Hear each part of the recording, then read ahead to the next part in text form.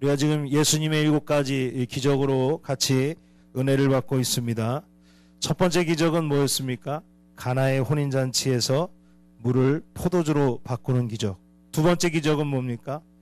똑같이 가나입니다. 두 번째 안식일이 지나고 가나에 가셔갖고 왕의 신하라고 하는데, 이 왕은 누구냐면은 로마의 왕이 아니라 이스라엘의 왕인 헤롯 안티파스의 신하, 그 아들이 죽게 되는 거예요, 가버나움에서.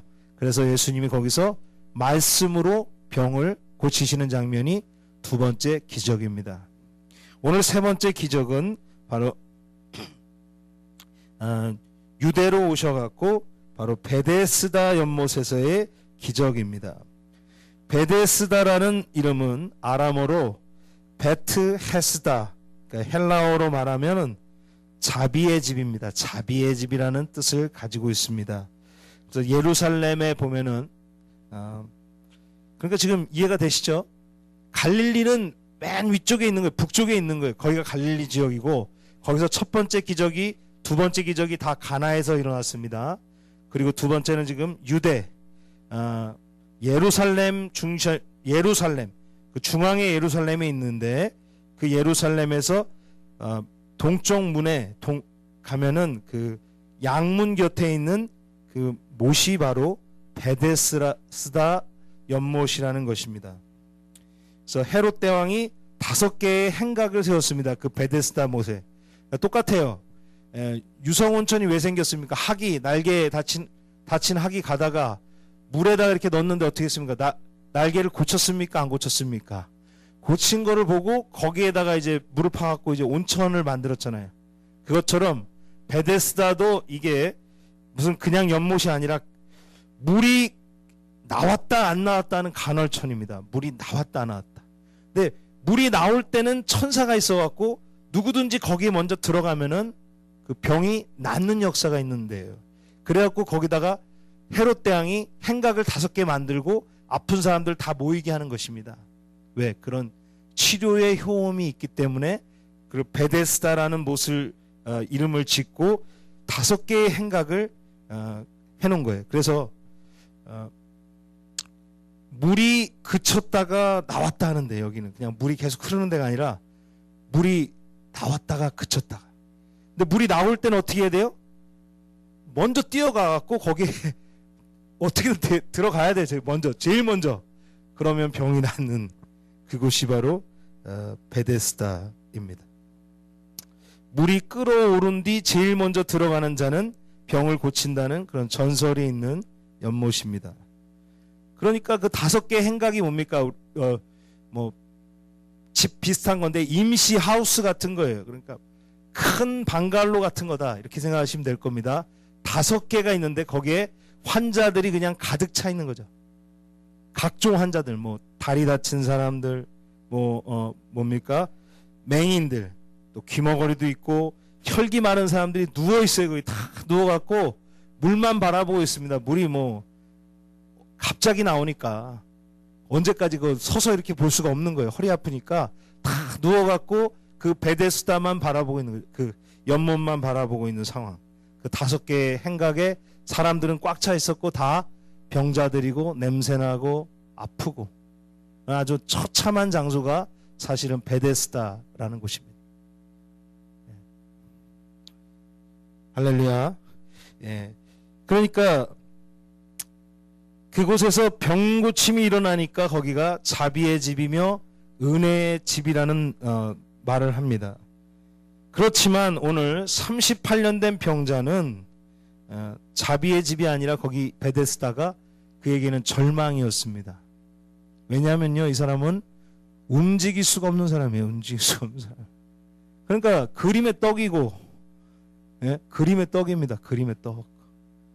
물이 올라오면은 다른 사람은 막 일어나서 가는데 일어날 수도 없고 걸어갈 수도 없는 사람이에요.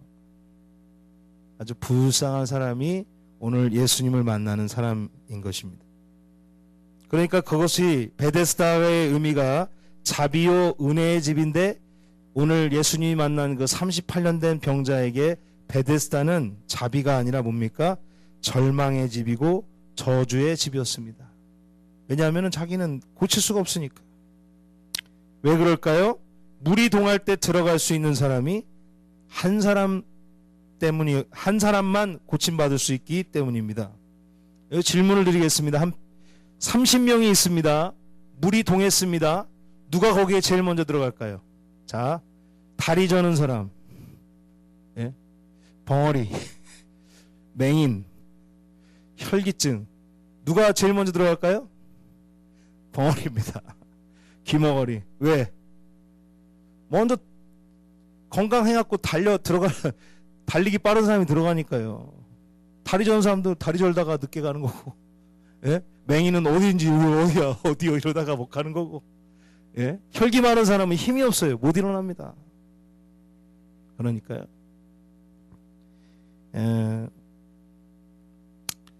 걷지 못하는 사람이나 몸을 추스릴 수 없는 사람은 꿈도 못 꾸는 곳이 바로 베데스다입니다.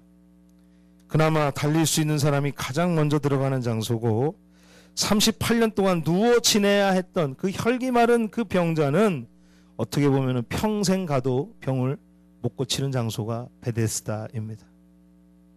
남 고치는 것만 바라봐야 하는 장소예요. 바로 어떻게 보면 이걸 우리가 세상적인 말로 할 수 있는 말은 뭡니까? 희망 고문이다. 희망 고문. 될 것 같은데 안 되는 거죠. 될 것처럼 보이지만 사실은 전혀 될 수 없는 일을 계속 꿈꾸는 것을 우리는 뭐라고 그러냐면 희망 고문이다. 오늘 그런 희망 고문을 하고 있고 절망 가운데 있고 죽어가고 있는 영혼을 주님 만나시면서 한마디로 첫 번째 그에게 질문하는 건 뭐냐면은 네가 낫고자 하느냐. 주님은 물어보십니다. 네가 낫고자 하느냐. 할렐루야 아멘. 낫기를 원합니다. 내가 낫고자 하느냐. 할렐루야 아멘. 낫기를 원합니다. 제가 말씀드렸죠. 남의 거라도 아멘을 하면 은혜가 될 줄 믿습니다. 아멘이라는 건 뭐냐면 그 말씀대로 이루어질 것을 내가 믿습니다. 선포하는 거예요. 할렐루야. 말씀이 우리에게 일어나야 될 줄 믿습니다. 전도사님들도 아멘을 안 해요. 그래서 제가 마귀의 자녀냐 왜 아멘을 안 하냐. 말씀이 이루어지는 게 싫으냐. 말씀이 내 안에 성취되는 게 싫으냐. 성령님이 일하는 게 싫으냐. 왜 아멘을 안 하냐. 그런 거죠. 주님 물어보십니다. 네가 낫고자 하느냐? 아멘. 할렐루야. 38년 된 병자, 병원도 어떻게 해줄 수 없는 중증 환자. 제가 나눴던 그 친구 목사님도 대학병원 그렇게 좋은 데 가지만은 검사해도 병명이 안 나오는데 여기 심장 쪽에다 플라스틱 뭐 비슷한 거 해갖고 한 달에 한 번씩 빼요. 이제. 병명이 안 나와. 뭔지 몰라요. 근데 그거 안 끼면은 피가 뭐 어떻게 된다나 아무튼 안 통한다나 그래서 죽는데요. 그런 뭐 희귀병들도 많고 메르스 한번 오면 어떻게 됩니까? 뭐 난리 나죠. 뭐 삼성병원이고 뭐고 간에 병 고친다고 해도 거기 들어가면 사람들 쓰러져 죽습니다. 그게 메르스. 인간이 못 고칠 수 있는 그런 절망 속에서 그런 환자들이 그 베데스다에 수두룩하게 있는 곳에서 죽을 날만 기다리고 있는 그런 절망 속에 있는 환자를 주님이 만나주신 것을 믿으시기를 바랍니다. 오늘 주님 말씀하십니다. 네가 낫고자 하느냐? 그러니까 병자가 말합니다. 물이 동할 때 나를 거기다가 넣어주는 사람이 없어서 다른 사람이 먼저 내려가서 이러고 있습니다. 정말 좀 물이 동할 때 누가 날 좀 들고 가서 한번 내려줬으면 좋겠는데 그러는 사람은 없고 내가 가는 동안에 내가 이렇게 막 기어가고 있는 동안에 다른 사람이 먼저 가서 그 혜택을 누렸기 때문에 이렇게 지켜보고 있습니다. 주님은 그런 병자를 향해서 말씀하십니다. 내 자리를 들고 일어나라. 내 자리를 들고 걸어가라. 내 자리를 들고 걸어가라. 예수님의 기적들이 재미있는 게 뭡니까? 비상식적이에요. 비상식적. 상식적이지가 않아요. 제가 말했죠. 물이 포도주가 되는 것. 상식적입니까? 가보나면 사람이 죽고 있는데 죽어가고 있는데 불치병으로 가나에서 다른 지역에서 부산에서 사람이 죽고 있는데 서울에서 고쳤다 가라. 이거 상식적입니까? 자기가 좀 찾아가서 진단이라도 좀 해주고 안수라도 해줘야 되는데 그게 아니라 부산에서 죽어가고 있는데 가라. 오늘도 그렇습니다. 거기서 평생을 못 고친 사람에게 주님은 말씀하십니다. 네 자리를 들고 걸어가라. 상식적이지가 않죠. 상식을 초월합니다. 어떻게 보면 상식을 반대합니다. 그것이 뭐를 의미하냐면은 주님이 하나님이신 것을 강조하고 이것이 진정한 하늘의 기적인 것을 부각시키는 것을 믿으시기를 바랍니다. 물을 항아리에 부은 다음에 물을 6개의 항아리에다가 부었어요. 큰 항아리에다가. 그 다음에 나눠주어라. 나눠주는데 그게 물이 뭐로 변해요? 포도주로 변하는 거죠.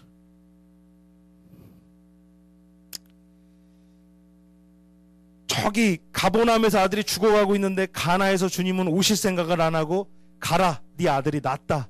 그래서 집에 가고 있는데 어떻게 했어요? 종들이 나와서 뭐라 그럽니까? 아들이 어제 7시에 살아났습니다. 그러니까 그 시간이 언제예요?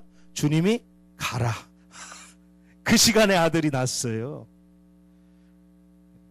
참 대단한 거죠. 자리를 들고 걸어가라고 할 때 그 베데스다에서 38년이나 못 걷던 혈기 많은 환자가 일어나고 걷게 되는 역사가 일어났습니다. 그래서 이것들을 예수님의 기적이라고 말씀하고 있습니다.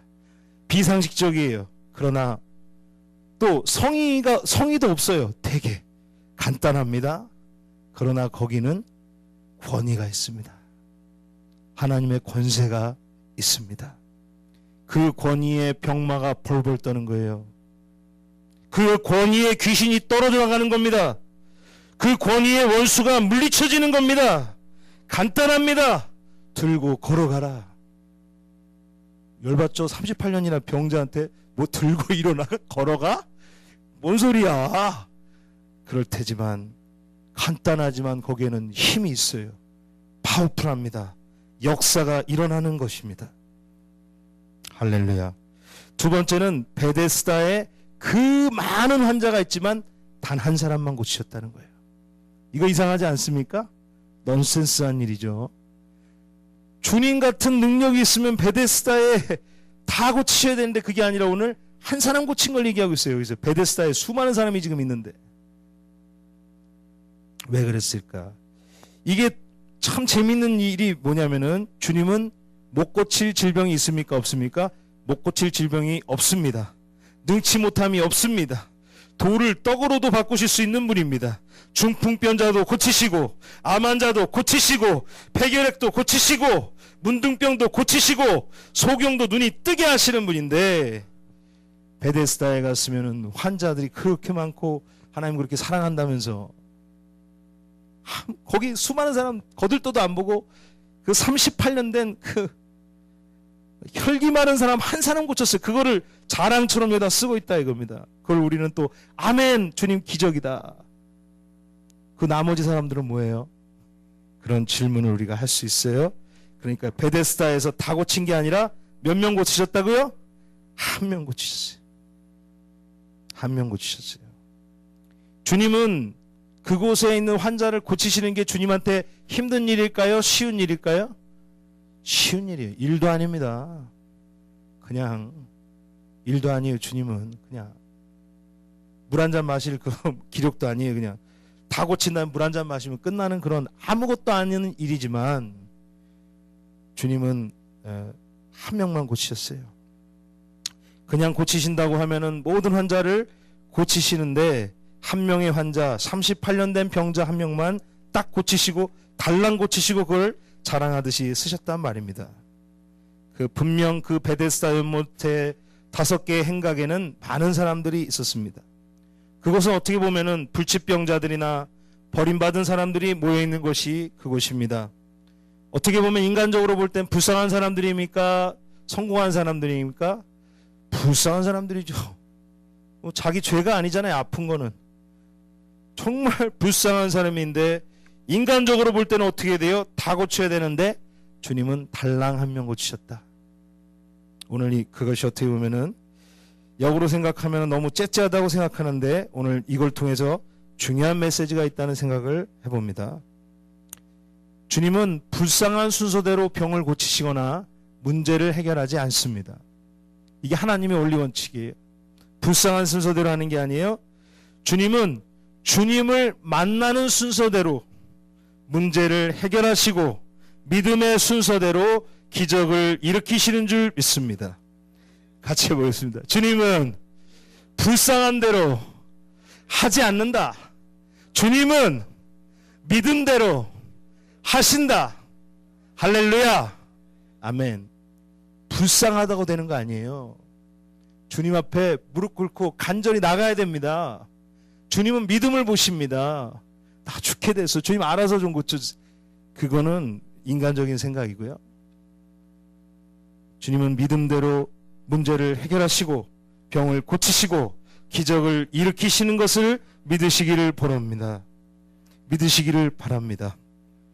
단 한 명의 사람, 주님을 만나서 믿음의 고백을 한 사람만이 병에서 자유하게 되고 기적을 경험하게 되는 거예요. 주님께 기도를 드리고 거기에는 그 기도는 그냥 의례적인 기도가 아니라 그 기도에다가 믿음과 간구를 올려드려야겠습니다. 거기에는 진실이 있어야 됩니다. 모든 사정과 어려움을 토설하면서 기도할 수 있어야 됩니다. 주님은 기도하는 사람을 만나주십니다.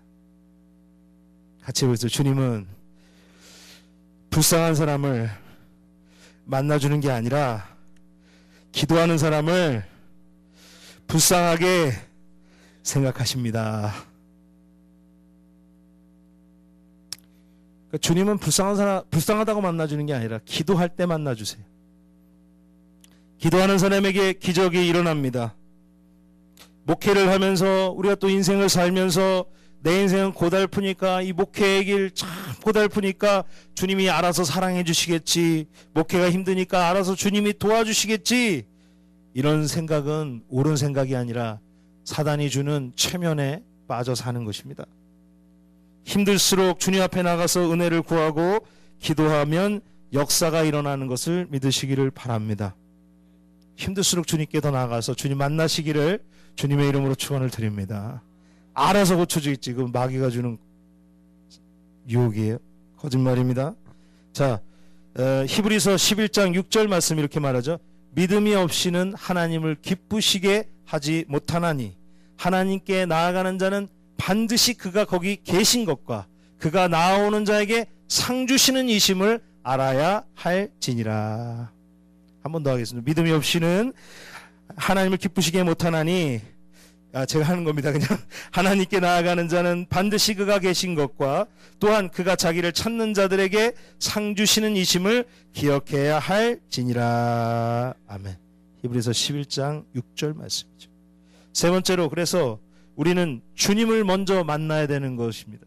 다른 것보다 우리는 주님을 먼저 만나는 것이 급선무인 줄 믿습니다. 호세아 6장 1절에서 3절까지 말씀이죠. 너무 유명한 말씀이죠. 오라 우리가 여호와께로 돌아가자. 여호와께서 우리를 찢으셨으나 도로 낫게 하실 것이요 우리를 치셨으나 싸매어 주실 것임이라. 여호와께서 이틀 후에 우리를 살리시며 제3일에 우리를 일으키시리니 우리가 그 앞에서 살리라. 그러므로 우리가 여호와를 알자. 힘써 여호와를 알자. 그의 나오심은 새벽빛같이 일정하니 비와 같이 땅을 적시는 늦은 비와 같이 우리에게 임하시리라 하리라. 아멘. 주님을 만나는 것은 다른 것이 아닙니다. 주님과 개인적인 시간을 매일마다 날마다 갖는 것입니다.